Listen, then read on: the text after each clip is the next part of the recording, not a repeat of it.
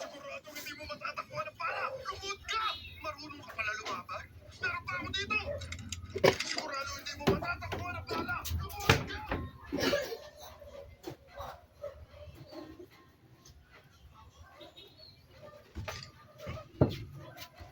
May silbi ba talaga to?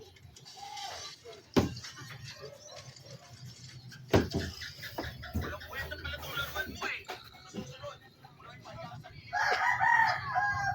O siya, kailan? Basta kayo, kahanapin ko makasama ko.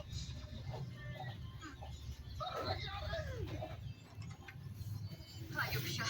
Sisiguruhin ko magiging amo siya sa krematoryo. Ate, walang modo talaga ang lalaking yun. Tawagin ko pa namang asawa niya, pero mukhang kahanga-hanga. Anong kahanga-hanga? Kung hindi niya ako binuhusan ng kape sa dibdib ko, nagamit ko sana yung extinction pump technique para bugbugan. Kung hindi niya ako binuhusan ng kape sa dibdib ko, nagamit ko sana yung extinction pump technique para bugbugan. Duguan na siya ngayon. Oo nga pala, sinabi mo na makakunin ako disimulo ni Abby's extinction. Anong malita ron? Nagtanong ako, pero hindi siya pumayag. Hindi ka ganun kalupit para matutuhan ang extinction pump technique. Sophie, huwag ka na magbabago ha. Ako nang bahala sa'yo. O sige, maliligo muna ako para alisin itong malas. Kailangan ko sana'y magpapigil dahil Nakawin mo siya! Gagamitin kong divine set ang warrior god. kapit na puso ko.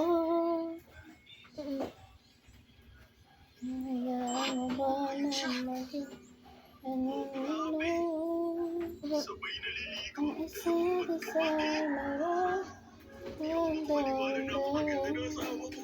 Gusto ko na talaga siya makasalagaan. Grabe, nag-iinit ang katawan ko sa kanya. Kailangan ko mahanap agad ang asawa ko. Punta na ako dyan ngayon din!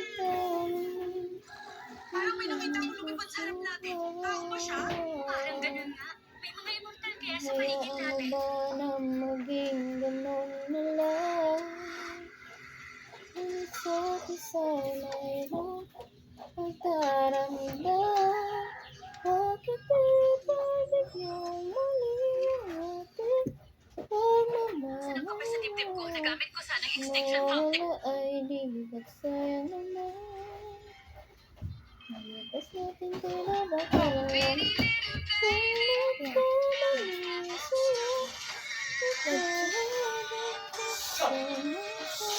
Kaya napulitin ang Parang pag-ibig parusahan ang pamilya ng tagsisa. Nagpasya ako